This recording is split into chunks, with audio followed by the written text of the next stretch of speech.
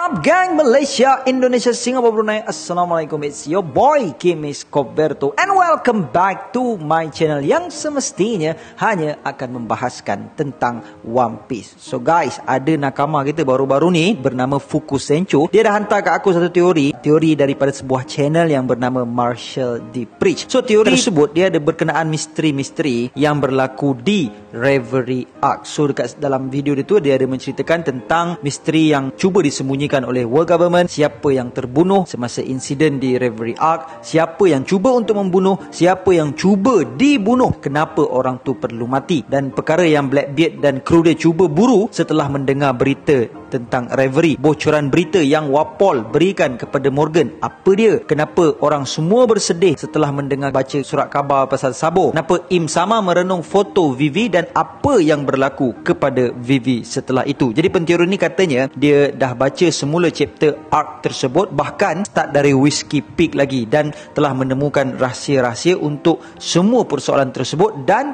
katanya segala-galanya terkait. So nakama kita Fukusencho diminta aku untuk react lah tentang teori tersebut, sejauh manakah kebenarannya. So guys, dalam video ni aku cuba untuk berikan pendapat aku setulus yang mungkin, sebab aku tak nak position diri aku ni macam bagus sangat. It just my thought, ni pandangan aku saja. Mungkin berbeza sikit apa yang Marshall D. Preach, which is YouTuber tersebut sampaikan. Okay. Alright, jom let's proceed with the content.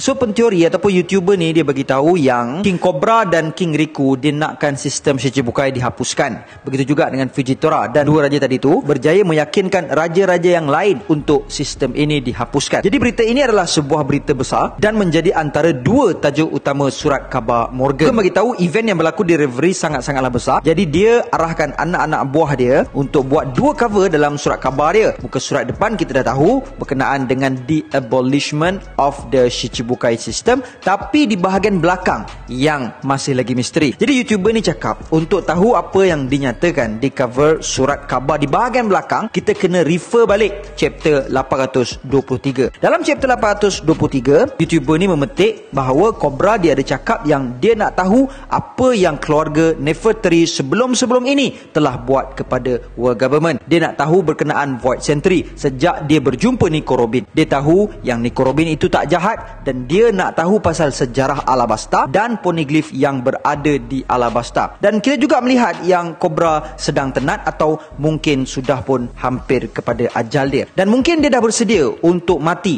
demi mendapatkan kebenaran dan juga demi Alabasta. Tapi dia terlupa apa yang dia buat itu akan bagi kesan kepada Vivi juga. Dan dalam chapter 908 ketika Reverie bermula, kita nampak Gorosei berjalan ke arah Im Sama di dalam satu ruangan. Di situ dorang ada bercerita pasal Cobra, cakap pasal Cobra nak jumpa dengan dorang. Jadi dorang tertanya-tanya, Cobra nak jumpa, nak bincang pasal perkara ancient, tapi pasal ancient apa? Dan kita tahu dulu keluarga Nefertari keluar daripada pakatan 20 royal families untuk berpindah ke Marijoa, dan dia juga tertanya-tanya kenapa membaca poneglyph dianggap sebagai antara jenayah terbesar untuk world government. Dan kita boleh tengok yang di tangan Im ada poster gambar Vivi. Jadi berkemungkinan the light that he wanted to extinguish is the Nefertari family. Dan Im Sama bukan sahaja tahu yang Vivi ada kaitan dengan Straw Hat Pirate, bahkan dia juga tahu yang Cobra nak berbincang dengan Gorosei berkenaan moyang dia dan poneglyph. Jadi mungkinkah sebagaimana yang berlaku kepada kaum O'Hara, perkara yang sama telah berlaku kepada kaum kerabat Nefertari? Jadi berkemungkinan pada masa itu Vivi berjaya melarikan diri dan diselamatkan oleh Sabo. So ini adalah poin pertama yang diajukan oleh YouTuber tersebut, iaitu berkenaan dengan Nefertari family. Dan seterusnya kita pergi kepada Sabo. Sabo dan pasukan revolutionary yang lain telah datang ke Marijoa untuk isytiharkan perang, dan itu adalah misi utama diorang datang ke Marijoa. Ketika diorang pergi ke sana, diorang telah nampak Kuma, dan diorang telah nampak Kuma dalam keadaan yang begitu terhina sekali, dan diorang tak boleh tengok keadaan tersebut. Semua yang berada di situ sangat-sangat geram melihat apa yang Celestial Dragon perbuat kepada Kuma, yang satu ketika dahulu merupakan kawan baik diorang, yang satu ketika dahulu merupakan brothers diorang. Tapi pemandangan pandangan yang diorang nampak, apa yang diorang dapat lihat di hadapan diorang, Celestial Dragon telah tukarkan Kuma menjadi hamba abdi diorang. Dengan misi yang diorang ada, iaitu untuk mengisytiharkan peperangan kepada world government, diorang akan tambah satu lagi misi, iaitu untuk menyelamatkan Kuma. Jadi dengan reaction dari revolutionary dan orang-orang yang kenal Sabo, berkemungkinan misi menyelamatkan Kuma telah gagal. Jadi apabila kita tengok surat khabar yang telah dikeluarkan oleh Morgan, dan kita tengok setelah mereka membaca surat khabar tersebut, baik pihak world government, kita boleh tengok Dragon sendiri, Koala pun ada kat situ, Ivankov pun ada,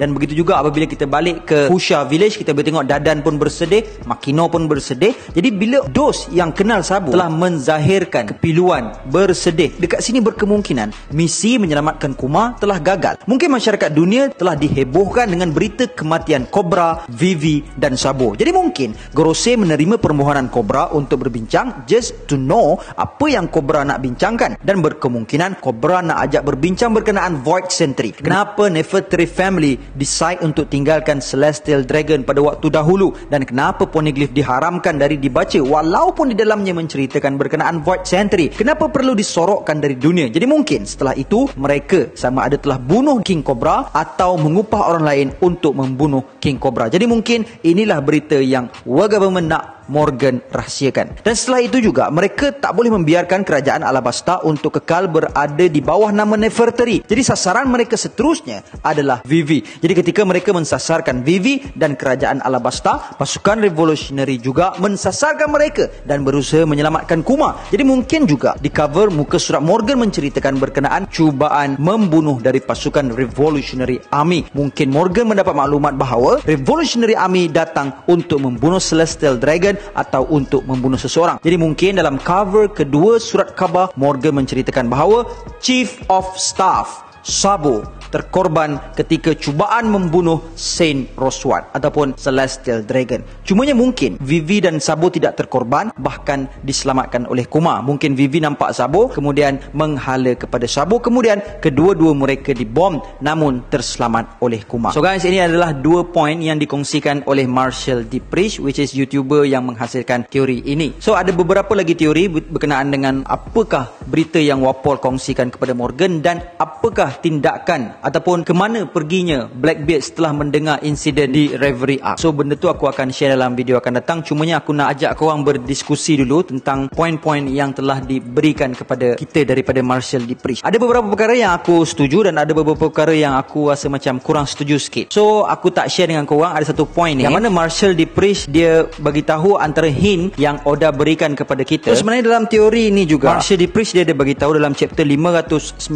apabila pertembungan antara Thunder Sonia dengan Marigold versus Luffy berlaku, dan sebaik saja Marigold bertukar menjadi King Cobra manakala Thunder Sonia bertukar menjadi Anaconda, seluruh perempuan-perempuan yang berada dalam Coliseum tersebut terus bersorak death, death, death, death. So katanya mungkin ini adalah hint daripada Oda apabila nama King Cobra disebut, terus dos yang berada dalam Colosseum sorakkan kematian, kematian dan kematian. So berkemungkinan ini adalah hint daripada Oda yang menunjukkan inilah hint untuk kematian King Cobra. So in my opinion, aku tak berapa nak setuju sangat, sebab pada aku apabila menghasilkan teori, aku suka satu-satu perkara tu dia seragam tau. Contohnya macam dekat dalam panel ni kita boleh tengok ada Thunder Sonia dan juga Marigold. So kalau kita nak kata King Cobra untuk Marigold ini mewakili Nefertari Cobra, so macam mana pula dengan Thunder Sonia? Anaconda dia ni mewakili siapa? Represent who? So that's why aku macam kurang setuju sikit untuk jadikan ini sebagai hint yang membuktikan kematian untuk King Cobra. Sebab aku kalau boleh nak satu teori itu dia macam seragam ataupun selaras. Kalau dia boleh buktikan yang King Cobra yang ada dekat dalam Colosseum di Amazon Lily Arc ini representing King Cobra the Nefertari family, so aku nak juga daripada Thunder Sonia punya side, Anaconda punya model dia ni mewakili siapa.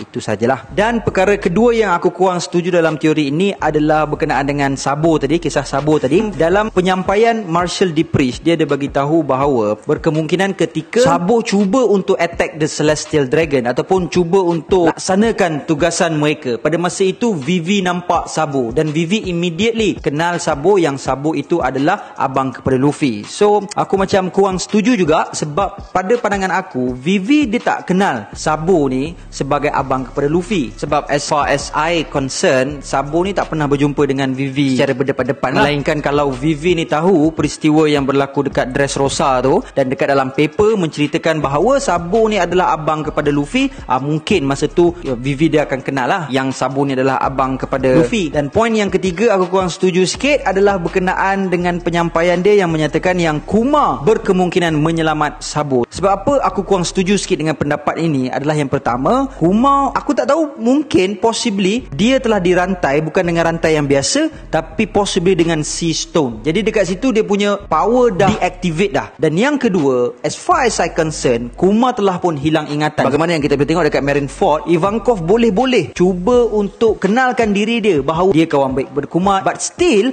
Kuma attack Ivankov pada ketika itu. So cuba bayangkan momen yang sangat singkat yang Sabo ada dengan Kuma, macam mana Sabo boleh yakinkan Kuma ataupun nak kembalikan balik ingatan Kuma bahawa Sabo ni satu ketika dahulu adalah allies kepada Kuma. So ini je lah poin yang aku kurang setuju sikit berkenaan dengan teori ni. But overall it is a very well organised teori dan aku sangat suka dengan teori ni, dan aku ucapkan ribuan terima kasih kepada Fuku Sencho kerana kongsikan teori ni kepada kita. Dan insyaAllah lepas ni aku akan bawakan satu lagi teori daripada channel Marshall D. Preach ni, iaitu berkenaan dengan Blackbeard. So guys, what do you think? Please leave your comment down below supaya kita dapat sama-sama berborak dan berkongsi-kongsikan pendapat. And gang, I guess that's all I have untuk perkongsian kali ni. And before I end, sedikit renungan.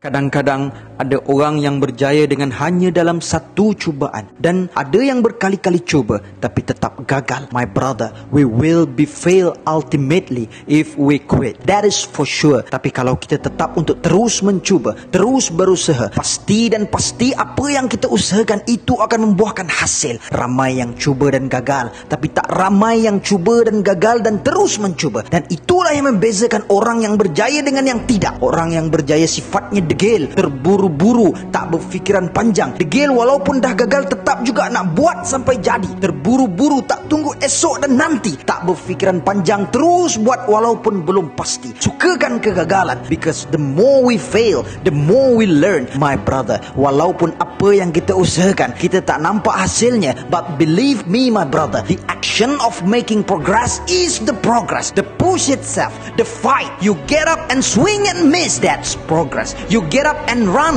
but you stumble, that's progress. The effort of making the attempt is progress. Believe in yourself. Sebab kalau diri kita sendiri tak percayakan diri kita, siapa yang akan percayakan kita? Think about it brother. And until then my gang, there is no God except Allah. Assalamualaikum warahmatullahi